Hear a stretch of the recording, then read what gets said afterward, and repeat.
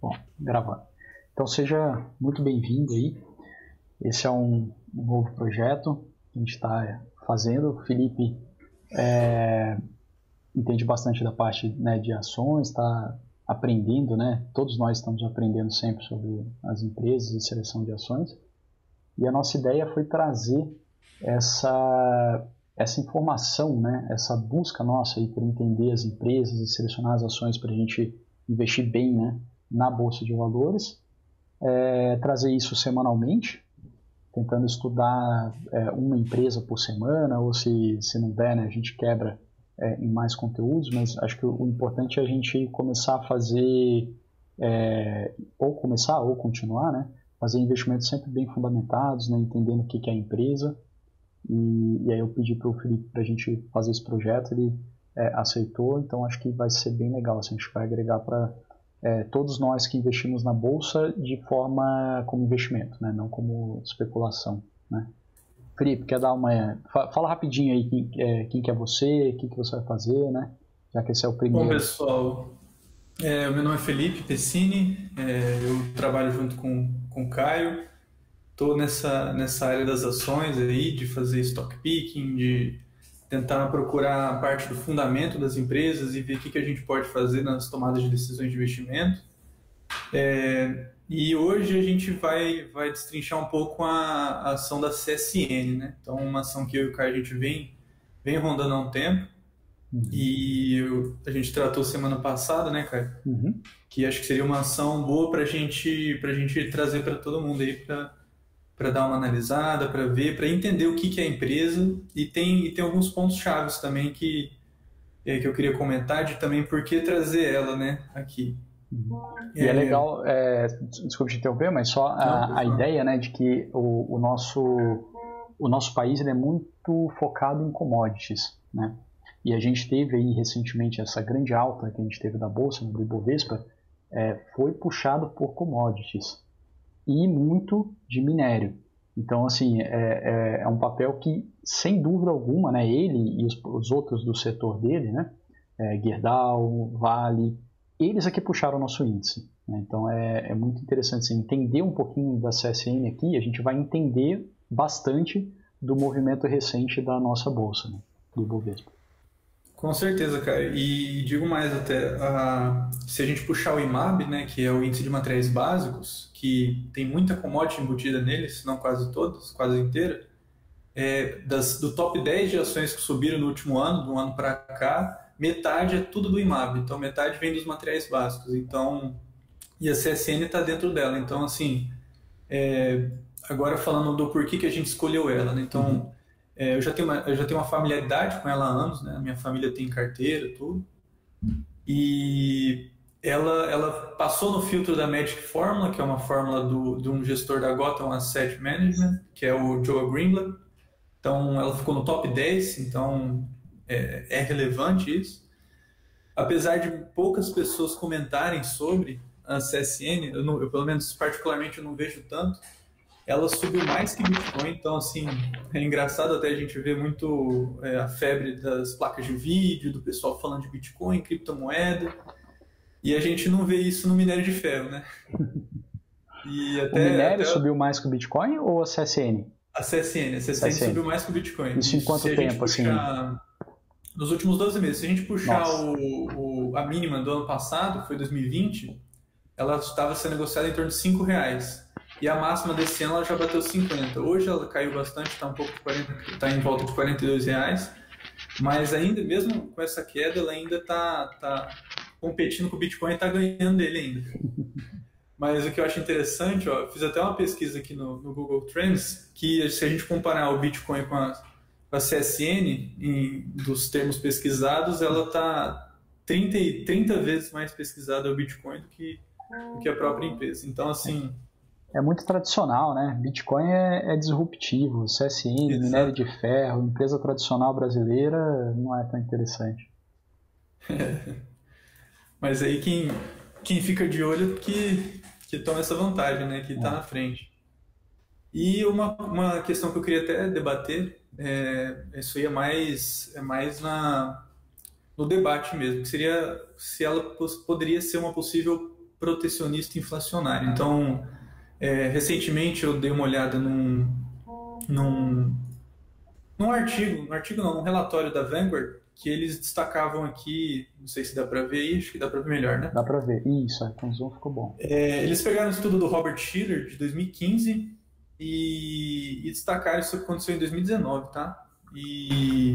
Esse relatório, aí o estudo é de 2015, que mostrava a relação dos produtos de investimento com a inflação, né? Então, o Robert Shiller pegou e fez uma dispersão com os tipos de investimento, e a gente pode ver aqui em cima que quanto mais à direita tem maior correlação com a inflação, então seja diretamente proporcional, então sobe ou desce, né? E quanto maior o beta, quer dizer que é mais intenso essa multiplicidade da correlação. Então aqui a gente pode ver que do lado direito em cima tem o S&P GSCI, que é o índice de commodities do S&P, e o BCOM, que é o índice de commodities da Bloomberg. Então, assim, dos ativos que mais protegem contra a inflação, segundo esse estudo, são ativos correlacionados a commodities. Então, assim, como está em pauta nessa questão da inflação no mundo inteiro, eu acredito que é de grande relevância a gente começar a entender, a estudar, a analisar, até deixar no radar empresas que se beneficiam de commodities, porque, querendo ou não, pode ser uma forma de proteção. Legal. Queria só trazer isso aqui a título de curiosidade mesmo. E vale um alerta, né, que esse período que a gente está agora de alta inflação aqui no Brasil é um período de alta inflação no mundo. Né? Então, quem assistiu o Warren Buffett há acho que 3 semanas, por aí, dando a conferência, era muito engraçado. Parecia ele falando aqui no Brasil, a questão da construção civil, os preços subindo e tudo mais. Então, assim, por quê? Commodities. Commodities foi para cima, está gerando inflação no planeta, né? Não é só aqui no Brasil. Exatamente. Aí eu queria destacar 5 pontos importantes, né? Assim, tentando simplificar ao máximo a empresa, trazendo em 5 etapas, que essas 5 etapas vão, como que eu digo, vai traduzir para a gente o que é a empresa. Então, assim, primeiro de tudo, o histórico dela, tá? Então, assim, o que faz a empresa, de onde ela veio, é muito importante a gente ter em base o histórico da empresa. Depois a gente vai passar para as operações dela, então o que exatamente a empresa faz, como que ela ganha dinheiro, acho que é a pergunta mais importante, né? Como que a empresa ganha dinheiro, como que a gente, como investidor, pode se beneficiar disso. Depois os riscos, né? Todo investimento ele tem um risco, então quando a gente combina a melhor relação risco-retorno, a gente consegue tomar uma decisão boa de investimento. Eu sempre falo, né? O investidor corre risco, nós somos remunerados para correr risco. Aquela ideia de, quero ganhar dinheiro sem risco, isso aí não existe, né? A gente só tem que escolher os riscos que a gente quer para ser remunerado. Exatamente. E por fim as projeções. Então, assim, a gente analisa o passado da empresa, né? O que ela é, o que ela fez, como ela está fazendo hoje, mas também é importante a gente ver as projeções, a gente entender um pouco o que ela pensa do futuro, o que ela está planejando atuar. E só um tópico aqui que eu esqueci, que é o quinto, dos indicadores, eu acabei pulando. Então, o quinto seria os indicadores que responde para a gente um pouco da saúde financeira atual da empresa, sempre puxando dos resultados passados, né, que não é garantia de futuro, por isso que é importante a gente analisar os indicadores, ver como que a empresa está, o que ela fez no passado, mas também levar em conta o que ela está planejando a partir de agora. Então, eu vou tentar nesses 5 pontos destrinchar, aprofundar na empresa para que a gente possa ter mais clareza nas tomadas de decisões de investimento. Maravilha. Começando aqui do histórico, né, ela é uma empresa que foi fundada em 1941 pelo então presidente Getúlio Vargas, e ela foi criada visando reduzir a dependência brasileira da importação de produtos siderúrgicos. Então, assim, o Brasil naquela época ele tinha muita dependência de materiais básicos em geral, de fora, e como estava numa época que o país estava querendo crescer, então ele precisava, o Getúlio Vargas implantou várias medidas de construção, de empreendimentos, de crescimento econômico. Então, para pautar todo esse crescimento econômico, eu tinha que buscar muito recurso de fora. Então, essa fundação da empresa ela veio pautada nisso, né? Uhum. Ela iniciou as operações em 1946, 5 anos depois, e ela produzia principalmente coque e ferro-gusa. Então, a partir da usina Presidente Vargas, que inclusive ela tem operação até hoje, é uma das principais usinas, se não a principal da CSN. Legal. E aqui destacando alguns pontos importantes que mudou o jogo para a empresa. Em 93 ela foi privatizada, então o Brasil vendeu 91% da participação. E durante o governo de Itamar Franco, né, em meio àquelas polêmicas, disputa judicial, tudo que tinha na época, a CSN foi privatizada e foi adquirida pelo Benjamin Steinbruch, não sei se é a pronúncia correta do nome dele, mas inclusive ele é o CEO. Mas não sei se está certo. Não sei se está certo. Ele inclusive é o CEO hoje da empresa, está lá desde 2002 como CEO, mas assim, ele tem 28 anos de experiência nesse mercado, então é uma bagagem assim impecável. A empresa em 2018... Está entre os mais ricos, né, do Brasil. Acho que ele, o da Cirela, né, são um conjunto de empresários aí de destaque. Em 2018 a empresa foi vendida para a Steel Dynamics, lá dos Estados Unidos. Isso também por um valor de 400 milhões de dólares. Isso também mudou um pouco a cara da empresa. O CEO permanece o mesmo, que é o Benjamin Steinbruch, que a gente comentou agora. Então assim, esse é um pouco do histórico da CSN, só para a gente entender o que veio do passado dela. Eu acho importante a gente pincelar um pouco o histórico, porque em muitas decisões de investimento a gente tem que entender se a empresa, de quantos anos tem a empresa, porque tem muita empresa que é nova, aí tem uma crise recente, ela não aguenta. Normalmente quanto mais nova a empresa, mais difícil é para ela superar crises. Aí quando a gente tem uma empresa que já superou a crise de 98, superou a década de 90 inflacionária, superou 2008, superou 2020, então a gente vê que é uma empresa que tem uma resiliência muito grande. Acho importante também a gente considerar isso. Essa venda, você sabe se foi totalidade, parcial? Não. Essa venda foi totalidade. Tanto que criaram até lá abriram um capital da CSN lá nos Estados Unidos e mudaram o nome da empresa lá. Então aqui a gente trata como CSN, lá eles colocaram outro nome que no final tem Dynamics, Steel Dynamics, quase como se fosse uma fusão, mas não foi uma fusão. Aí com relação, só uma observação também com relação aqui à CSN. Então assim, basicamente ela é uma empresa, a CSN é uma empresa que fabrica, transforma, comercializa produtos siderúrgicos em geral.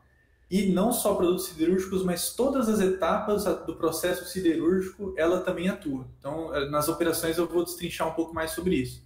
Então ela é uma empresa de característica vertical. Então assim, para quem não sabe também, a siderurgia ela é um processo que está dentro da metalurgia. Então a metalurgia é a transformação do metal em geral, de qualquer metal, e a siderurgia ela entra no aço. Então a partir do momento que você manipula um metal você manipulou o metal, é metalurgia. Você manipulou o aço, vira siderurgia. Então assim, e todo o processo de siderurgia ele passa pela mineração, ele passa pelo transporte, pela transformação. E o diferencial da CSN é que ela consegue unir todos esses campos, ela atua em todos esses campos, diminuindo muito o custo dela. Tá. Aqui a gente vai tratar um pouco agora dos indicadores, e eu destaquei cinco tipos de indicadores fundamentalistas, né? A questão do valuation, né? Então alguns indicadores que correspondem ao valuation, que nos dão um norte de como está a precificação da empresa. O endividamento dela, a eficiência dela, as margens, a sua rentabilidade, então com que ela tem, quanto que ela consegue gerar de lucro, receita, o percentual disso, e o crescimento dos últimos anos. Bom, com base no valuation, acho que uma informação importante é o tamanho da empresa. Hoje ela tem valor de mercado de 74 bilhões. Isso é impressionante, né? Porque vendeu por 400 milhões de dólares. Exatamente. Vale 74 bi agora.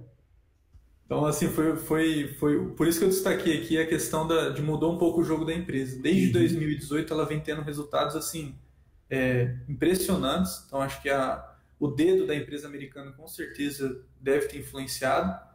E foi um ótimo investimento, né? Você pagar 400 milhões de dólares para tirar 74 bilhões de reais depois de 2, 3 anos é incrível, né? Incrível. O patrimônio líquido dela está em 14 bilhões, tá? Então, assim, aqui no EV, que é o valor de mercado da empresa, né, o valor da firma em geral, ela inclui também as dívidas dela. E o patrimônio líquido a gente consegue descontar caixa e dívida e você tem um valor líquido de 14 bilhões. O EV sobre EBITDA é aquela métrica que a gente consegue ver em quantos anos a empresa consegue se pagar só com o lucro operacional dela. Então, a CSN está em torno de 5,7 anos. Então, se ela manter essa lucratividade que ela está tendo, esse lucro operacional, em 6 anos ela consegue se pagar, o que é um retorno bem rápido. Com relação ao lucro por ação, então ela está hoje um lucro por ação em torno de R$ 7,49 em relação ao preço da ação dela. Então, a ação hoje está custando em torno de 42 e o lucro por ação dela está em 7. Então, assim, a gente fazendo essa relação tem um ótimo preço-lucro, né? Que aqui entra a relação preço-lucro, que é de 5,47, que a relação preço-lucro ela indica quantos anos que o lucro da empresa consegue pagar, consegue se pagar. Com relação ao endividamento, é um ponto muito importante, porque historicamente, assim, a empresa ela vem se endividando muito. Historicamente, sempre foi o business da empresa se endividar. Então, assim, tomada de crédito é uma coisa que tem que ser bem analisada, taxa de juros, taxa de câmbio, mas mais tarde, quando entrar nos riscos, a gente vai ver bem isso. Então, endividamento é uma coisa que tem que ser vista com muita atenção na CSN. A dívida bruta dela tem em torno de 34 bi, que é muito, muito, muito dinheiro. Contudo, ela fez muito caixa nos últimos anos e ela está em torno de 18 bi só em caixa, disponibilidade líquida. A dívida líquida sobre o patrimônio dela está em torno de 1,11.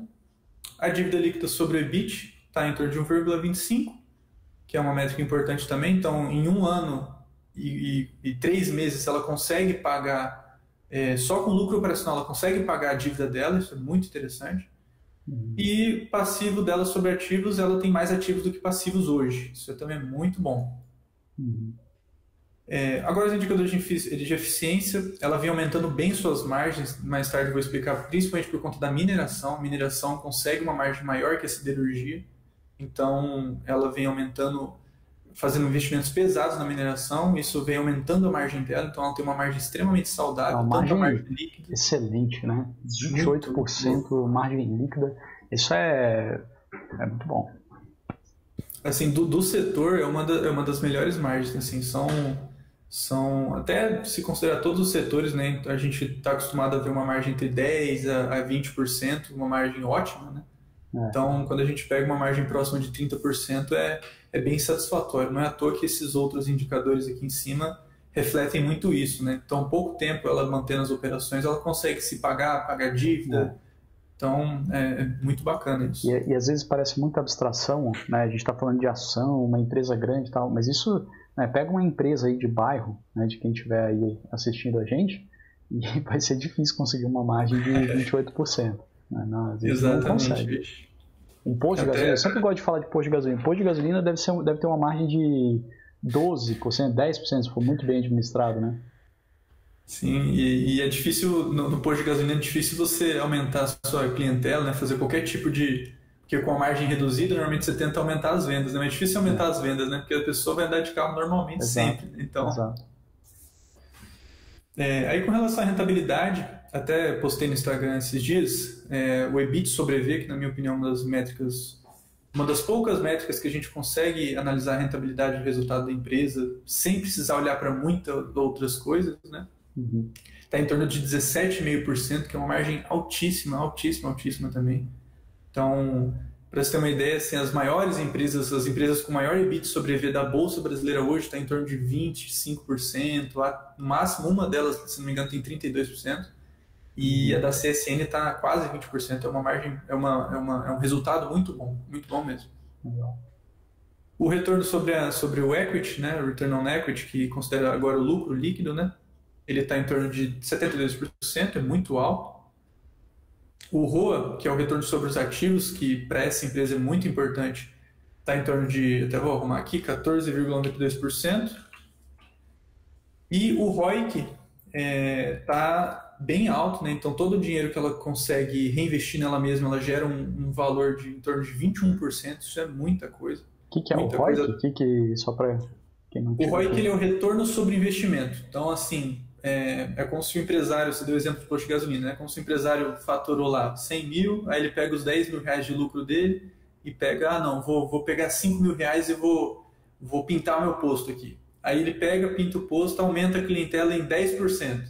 Então, e essa clientela que ele aumentou em 10% gera mais 100 mil para ele, entendeu? Então, com 5 mil reais ele fez gerar mais 100 mil de receita. Uhum. Isso é só um exemplo hipotético, lógico, mas nesse caso o retorno dele seria bem alto, né? Então, gerando 100 mil a partir de 5 é um retorno de mais de 100%. Então, esse é só, lógico, um exemplo. E eu queria até destacar uma relação importante aqui do ROIC, né? Que a gente viu nos últimos meses um movimento relacionado à taxação dos dividendos das empresas, né? Não sei se você chegou a ver, Caio. Sim. E é muito interessante que eu acho que as empresas, isso é minha visão, tá? As empresas que têm um bom ROIC, elas conseguem ter uma vantagem em relação às empresas de dividendos, porque se a gente começa a taxar os dividendos, né? Então vai taxar os dividendos lá, apesar dessa taxação, a alíquota do imposto de todas as empresas vai diminuir, então em teoria ficaria elas por elas. Mas a empresa que tem um melhor ROIC, que não distribui, ela vai conseguir reter esse lucro para ela, reinvestir nela e o ganho de capital vai ser maior do que se ela distribuísse, porque todo o valor que ela distribui vai embutir 15%. Se ela não distribuir, ela não embute esse imposto. Só que ela tem que fazer alguma coisa com esse dinheiro. Se ela não consegue investir lá na mesma, ela vai ter que distribuir. Mas se ela consegue, que empresas que têm ROI alto, ela vai conseguir reinvestir nela mesma e vai conseguir gerar mais ainda valor para o acionista. Então, acho que as empresas, se caso vinha acontecer essa taxação dos dividendos, as empresas que têm um alto ROIC, eu acho que elas vão se beneficiar desse movimento. Interessante, verdade. Aqui eu puxei o crescimento do CAGR, né? CAGR de receita. CAGR é aquela relação que analisa o crescimento do lucro ou da receita dos últimos anos. Eu peguei o CAGR da receita e ela vem aumentando em torno de 14% ao ano. Então, assim, é uma coisa maravilhosa, assim, é um valor bem significativo para o tamanho da empresa, né, para o segmento da empresa. Eu não puxei aqui o CAGR de lucro, porque ela teve, nos últimos 2018 para trás, ela teve muitos prejuízos e que o CAGR de lucros aqui daria mais de 200%, 300%, por conta que teve prejuízo nesses períodos. Então, trouxe a receita que acho que é mais palpável para a gente. Legal. Então aqui a gente esmiuçou sobre os históricos, indicadores, e agora aqui a gente vai para a etapa mais importante, que é as operações da empresa, tá? Então, como eu havia falado, ela é uma empresa que transforma, ela transforma, fabrica, vende, comercializa produtos siderúrgicos e os ativos correlatos a ela. Então, ela participa de toda a etapa da siderurgia, do metal, do aço, desde a extração do minério de ferro até a comercialização para siderúrgicas, no produto final, a fabricação até de bobinas automotivas e vários outros produtos que eu vou mostrar aqui daqui a pouco. Então, ela é uma empresa altamente integrada, ela é verticalizada, ela atua em toda a cadeia produtiva do aço, desde a extração do minério até a comercialização de bobinas, folhas, perfis, embalagem de aço. Aí aqui eu vou mostrar para vocês. Então, ela atua no ramo de siderurgia, tá? O ramo da siderurgia representa 55% da receita dela e 22% do lucro bruto. Tá? A mineração é o segundo braço dela, que representa 40% da receita, mais ou menos, e 65% do lucro. Repara que a receita da mineração ela é menor do que da siderurgia, contudo, o lucro é maior. Aí volta naquela explicação do Caio com relação ao posto de gasolina, né? A mineração para a CSN ela tem uma margem muito maior, cerca de 3 vezes maior do que a siderurgia. Então, mesmo ela tendo uma receita menor na mineração, o lucro da mineração ela é muito maior que da siderurgia. puxando o posto de gasolina, dizem que, por exemplo, a gasolina você não consegue muita margem, né? Você vai comprar por aquele preço, vai vender um pouquinho acima. Mas, por exemplo, o óleo, né, troca de óleo, sei lá mais o que, a conveniência, lojinha de conveniência, aí o posto consegue uma margem de lucro muito acima. Né? Então seria como se você pudesse vender muito óleo no posto, né, ou vender muito, movimentar a sua loja de conveniência, e aí apesar de você ser um posto de gasolina, né, e vender gasolina, você consegue uma margem muito grande com as outras coisas, e uma receita também muito grande, e aí a lucratividade fica alta. Né?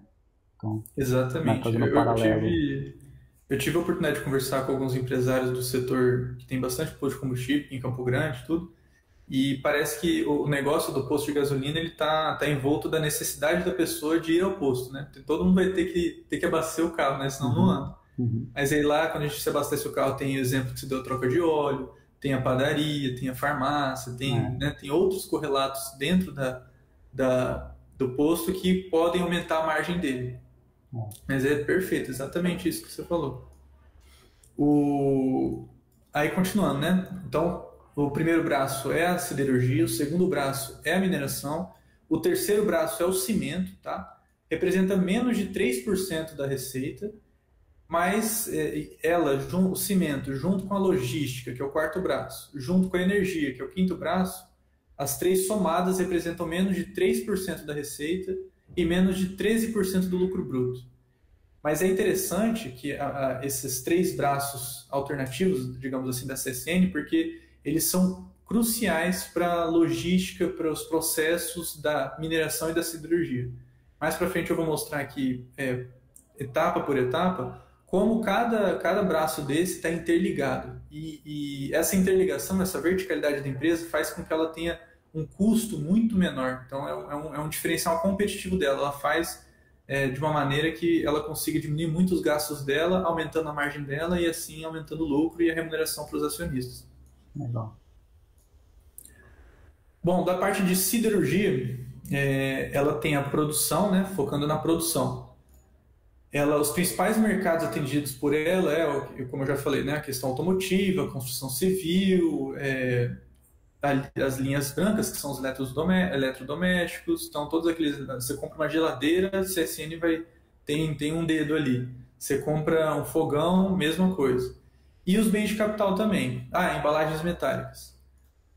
Aí na produção, ela se divide em dois, né? Na siderurgia se divide em dois. São os aços planos e os aços longos, tá? Para a CSN, a gente vai focar bastante nos planos, porque a maior parte da receita dela, do lucro dela, vem dos aços planos. O aço longo, ela entrou recentemente, em 2013, quando ela adquiriu uma empresa, uma filial alemã, que está até aqui com esse nome, não vou pronunciar. É uma filial alemã, e quando ela comprou essa empresa, ela deu entrada nela, foi um marco para a empresa, ela entrou na produção de aços longos. Com relação ao aço plano, ela tem em torno de 5 usinas, filiais, correlatos, são 5, que é a principal delas, que, como eu já comentei no histórico da empresa, que é a usina Presidente Vargas, que é a UPV, ela fica localizada no Rio de Janeiro, e ela é responsável por 5,2 milhões de toneladas de aços planos por ano. A maior parte da produção de aço vem dessa usina. Então, assim, cerca de 70%, 80% da produção, de toda a produção da siderurgia, do braço siderúrgico, vem dessa usina. Então, ela é de extrema importância. E ela só produz... nesse dado que eu falei, ela produz o aço plano, tá? Ela tem um braço de Portugal também, ela tem uma filial lá em Portugal, que é a Lusocider Aços Planos, que produz cerca de 334 mil toneladas de produtos galvanizados, laminados a frios e decapado. Então, essa empresa ela está lá mais para ajudar o braço alemão, né, a filial alemã, no processo de galvanização e tudo, mas ela também recebe a parte dos aços planos, tem lá a produção dela e tudo, então é bem relevante também. Você sabe, tipo, aço plano é usado mais em quê? Assim, o aço plano versus o aço longo, você sabe? O aço plano está aqui embaixo, ó. O aço plano, ele é utilizado para... Ele é o principal, ele é utilizado para bobinas, chapas laminadas a frio, que são utilizadas na fabricação de automóveis, de tubos, fabricação de container, tudo que a gente conhece que tem o metal, né, que tem o aço, tá relacionado mais com os aços planos. Os aços Estrutura longos, eles estão... fotovoltaica, legal. Os aços planos, eles são um pouco mais específicos, tem bastante relação também com construção civil, mas, em geral, o aço plano é o carro-chefe da CSN. Então, desculpa, aço longo é mais o quê? Aço longo ele é mais específico e ele está mais relacionado à construção civil. Tá. Isso. Legal. Tem também a CSN de Volta Redonda, que produz folhas de Flandres, que também é outro produto da CSN. Em torno de 810 mil toneladas por ano.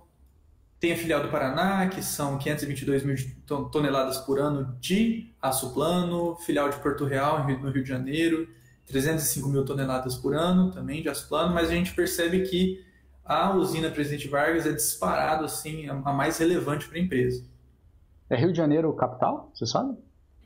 Não é capital. Eu não sei exatamente a localização, mas é no estado do Rio de Janeiro. Tá. Não sei exatamente a localização.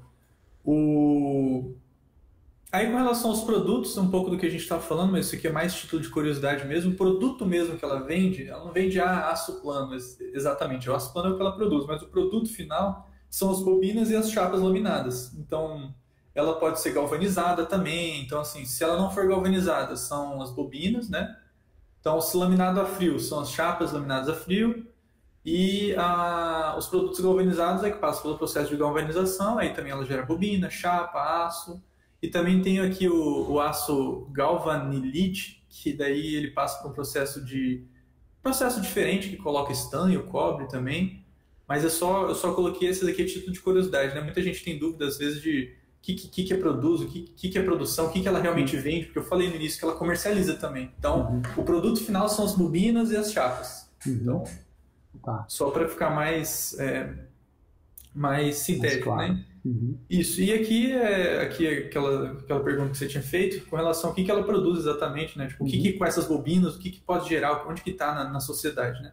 Carroceria de automóvel, eletrodoméstico, tambor, motor, tubos e perfis de uso em geral. Tem até a questão do pescado, aerosol, tinta, vários insumos aqui, vários produtos, né? Legal. Aí o que eu queria mostrar até um desenho bem bacana aqui da World Steel Association, que é a principal associação do aço mundial, e ela traz muitos dados, informações, indicadores com relação à produção, ao uso do aço em geral, né? E aqui a gente pode ver, e é muito importante essa informação lá na frente, que quando a gente entrar na mineração, que o aço, né, ele é 52% do aço produzido no mundo, ele é utilizado na construção e na infraestrutura. É importante a gente ter ciência disso, porque então quer dizer que o braço de siderurgia da CSN, ela é todo em volta da construção e mineração, porque a maior parte do mundo gira em torno disso.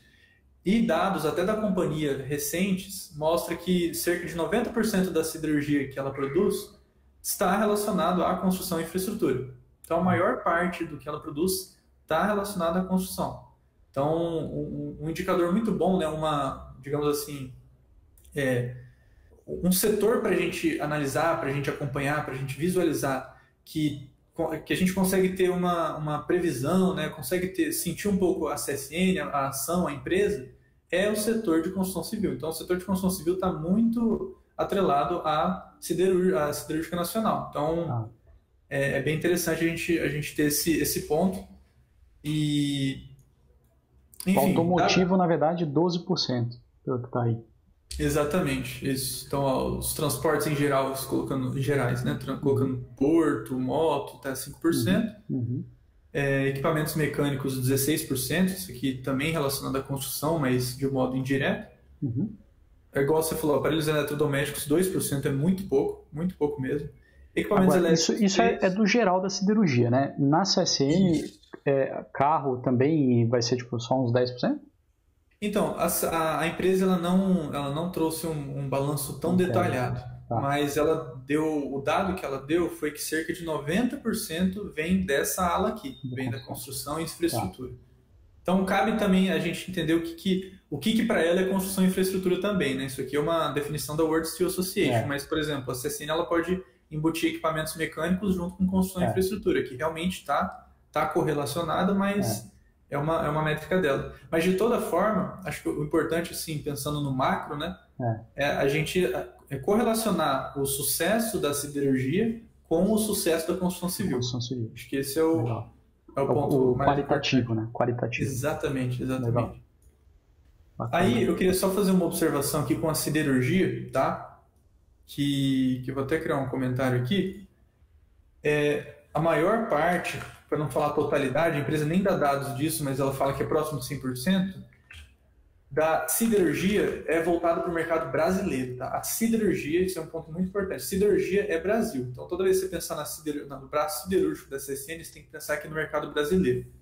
Então, isso eu acho que é uma informação importante. Ela não exporta? Exporta, mas é muito pouco. Do mesmo jeito que a siderurgia é quase 100% Brasil, a mineração, que é o que a gente vai entrar agora, é quase 100% China. Ela tem braços na Ásia como um todo, a Ásia é muito forte, mas quase a totalidade vai para a China. Então isso é muito importante também. Então é um percentual menor da receita, mas que é um percentual maior do lucro, que vem da China. Exatamente. Legal. Até vou destacar aqui que é China. Então sempre que a gente pensa em mineração da CSN, que é o segundo braço, a gente tem que pensar na China. Legal. Então, aqui, agora voltando para a mineração, né, aqui são, acho que eu cheguei a mostrar, né, esses dois gráficos, né, comparando a receita e o lucro bruto, né, aqui a gente coloca o que representa da receita da CSN, então o braço siderúrgico, o braço de mineração e os outros 3 braços dela, representando só 3%, e aqui em relação ao lucro, a gente olha como a mineração ela é completamente 2/3 da empresa, então... Tem gente que não gosta de gráfico de pizza, mas é legal, né? Você bate lá, você vê, é diferente de ver o número, né? Como a mineração no lucro é muito mais importante. E ele diz muita coisa, né, pra gente. Então, se a gente quiser analisar, né, partindo do pressuposto de um analista, ele quer analisar a fundo a CSN, ele tem que partir da mineração, não tem jeito. Então vamos para lá, porque siderurgia é legal, já entendi um pouquinho. E mineração? A mineração acho que o ponto mais importante da mineração para a CSN foi o consórcio asiático, criado em novembro de 2015. Foi uma negociação entre a empresa e seis empresas gigantes asiáticas para o fornecimento de matéria-prima para as siderúrgicas asiáticas. Engraçado que a CSN ela tem a siderurgia dela, mas o braço de mineração dela abastece muito mais outras siderúrgicas de outros países, no caso o asiático, do que ela mesma. Então, então ela fez uma aliança estratégica com as 6 empresas, né, asiáticas. Aqui estão os nomes das empresas, para quem quiser, por curiosidade. Então, são 4 empresas japonesas, uma sul-coreana e uma chinesa. E a principal delas é a chinesa, que é a China Steel Corp. E é legal, assim, a gente tem escutado muito isso, né, no nosso trabalho, né, pessoas interessadas em investir na Ásia, né? E o Brasil tem pouco, né? Você não tem muito mecanismo de, aqui do Brasil, investir no planeta. Então tá aí uma empresa, né, que está na nossa bolsa, que tem uma participação muito grande na Ásia. Legal. É interessante fazer essa observação, porque é realmente isso. Então, assim, para quem quer se expor ao mercado, né, eu vi muito na crise, eu vi muito amigo meu até falando assim, poxa, eu queria ter investido na China, tudo. Tá aí uma oportunidade, digamos assim, né? Porque a empresa realmente está quase 2/3 do lucro dela vem da China. Então, é uma empresa bem atrelada a esse Oriente, né? Então, uma parte da produção do minério de ferro da CSN Mineração é vendida para os membros do consórcio por meio de contrato de fornecimento de longo prazo. Se não me engano, o contrato acho que está para 2047, que é muita coisa, né? Mas é sempre por meio de contratos de fornecimento. Então, a maior parcela da receita da mineração provém de exportações, principalmente da China. Aí, eu dividi aqui a mineração em produção e transporte. O transporte, apesar de ele estar relacionado com a logística, é importante a gente destacar ele aqui dentro já da mineração, porque ele tem total correlação com a logística. Então, e talvez é muito mais importante para a própria mineração do que qualquer outro braço da CSN. Só uma pequena pausa, Felipe. Quem estiver assistindo a gente aí, não fica bravo. Mas vamos quebrar em dois? Cobre essa parte aí, transporte e produção e tal, aí vamos parar por aqui, depois a gente faz um segundo tempo de CSN para não ficar muito pesado, né? Tá, fechou. Então a gente para aqui no braço de mineração, a gente começa a falar da mineração. Quer parar agora e aí a gente já vai para o segundo na próxima? Acho que a gente está aí com 40 minutos. Vamos. Ah, tá. Você fala para eu deixar para mineração para depois focar no cimento, logística? Vamos parar por aqui. Vamos fazer esses 40 minutos aí, que já é um tanto denso. E, assim, a maior parte do lucro, né, mineração, a gente começou a falar, né, é China e tal, e aí depois no segundo tempo você vai ensinar mais pra gente. Então, acho que quem está parando agora aqui não deixa de assistir, né, a segunda parte para, de fato, entender melhor de onde vem a maior parte do lucro da CSN, né? Com certeza. Mas acho que é isso. Essa é a nossa ideia, né, com esse projeto. Estou aprendendo bastante. Eu sou, enfim, estou aprendendo junto com as outras pessoas que vão estar te assistindo aqui. E é isso. Vamos para a segunda parte.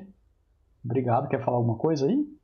Não, acho que é isso mesmo. Eu agradeço o pessoal que ficou até aqui, né? Desculpa se ficou muito denso, mas acho que é importante, né? A gente, quando vai tomar decisão de investimento, né?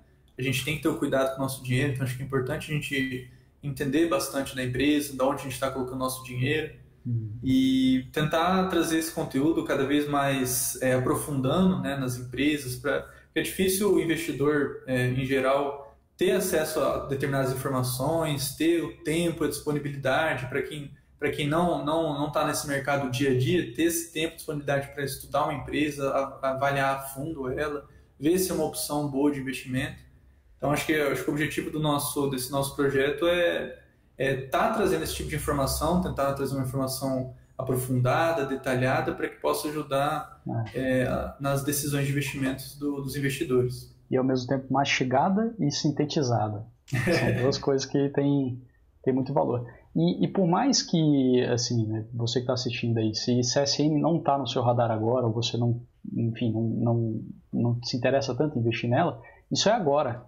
Né? De repente, daqui a 3 meses, 6 meses, vai estar pensando, pô, CSN, e aí esse material vai estar, né, disponível para assistir. Então, esse tipo de conteúdo acho que é muito valioso, Felipe. Acho que o que você está trazendo para a gente é muito, muito, muito bom. Não, que isso, obrigado. Agradeço você, Caio, por me incentivar, por me ensinar tanto também, que eu aprendo horrores com o Caio. Caio que é o cara aqui, eu sou só um aprendiz. O mercado é assim, não tem quem sabe muito, a gente está sempre aprendendo. Ainda mais quando é de empresa, assim, tantas empresas, né, que a gente tem que aprender. Com certeza. Beleza. Valeu, deixa eu parar a gravação aqui. Mas é isso, valeu, pessoal.